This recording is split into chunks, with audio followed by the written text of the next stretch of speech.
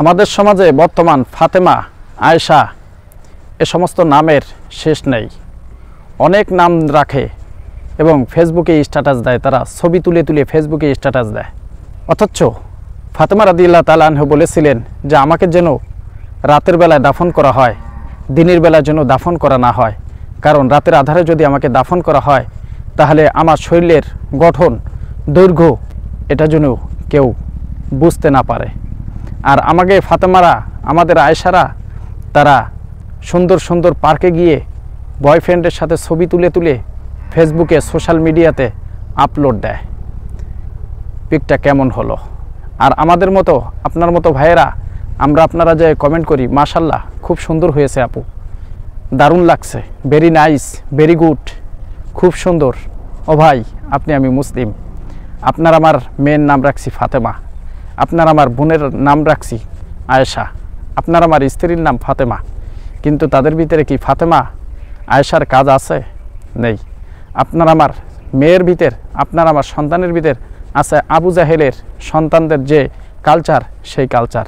আপনার আমার সন্তানের ভিতর চলাফেরার ভিতরে নবীর আদর্শের, নবীর মেয়ে ফাতেমা রাদিয়াল্লাহু তাআলা আনহার কোনো আদর্শ নেই, কোনো আদর্শে নেই। নাম রেখেছে সুমাইয়া, কলেজে গিয়ে বয়ফ্রেন্ডের সাথে পিকচার আপলোড দেয় ফেসবুকে, কেমন হয়েছে? ও ভাই, এটাই বলতে চাচ্ছিলাম যে নামাজ, রোজা, হজ, যাকাত যেমন ফরজ, পর্দাও ঠিকই তেমন ফরজ। আবার তো অনেক ভাই কাপল ভিডিও বানাচ্ছে বর্তমান, শুয়ে পড়ে কি করতেছে এটাও তারা ফেসবুকে আপলোড দিতেছে। আফসোস লাগে যখন এই ভিডিওগুলো দেখি। ভিডিওর কমেন্ট বক্সে যখন যাই তখন দেখি আমার আপনার মতো অনেক সুশীল লোক, বুঝবান লোক, জ্ঞানী লোক তারা কমেন্ট করতেছে, মাশাল্লাহ, জাযাকাল্লাহ, খুব সুন্দর হয়েছে, ভেরি নাইস, খুব সুন্দর হয়েছে আপু, চমৎকার লাগছে।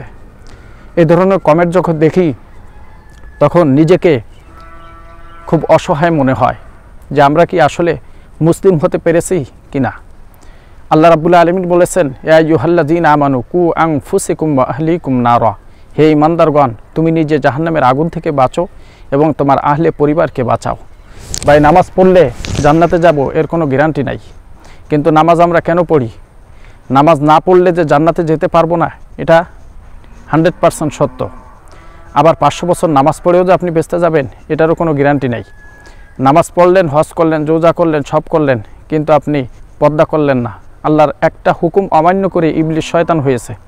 তা আপনিও একটা ফরজ লঙ্ঘন করার কারণে হয়তোবা জাহান্নামে যাওয়ার জন্য এতটুকু যথেষ্ট হয়ে যেতে পারে। তাই মা বোনেরা যারা আমার ফ্রেন্ড লিস্টে আছেন, আপনাদের কাছে রিকোয়েস্ট করব, আপনারা যা কিছুই করেন আপনারা পর্দার সাথে করেন। অনেক মা বোনা মাশাল্লাহ আমি দেখি যে তারা ভিডিও বানায় কিন্তু তাদের ফেস দেখায় না, সুন্দর মতো তারা ব্যাক ক্যামেরা দিয়ে ভিডিও করে। আপনি করলে এভাবে করতে পারেন, কিন্তু আপনি এরকমভাবে ছবি তুলে, ভাই আমার কলিজার বোনেরা, আপনারা এভাবে পর্দাকে লঙ্ঘন করে, আল্লাহর হুকুমকে অমান্য করে আপনারা পিকচার আপলোড করবেন না, ভিডিও আপলোড করবেন না। এতে আল্লাহর লানত আপনাদের উপর চলে আসবে। আল্লাহ রাব্বুল আলামিন আমাদের সকলকে বোঝার মতো তৌফিক দান করুক, আমিন। ভিডিওটি ভালো লাগলে শেয়ার করে দিবেন। আসসালামু আলাইকুম ওয়া রাহমাতুল্লাহি ওয়া বারাকাতুহু।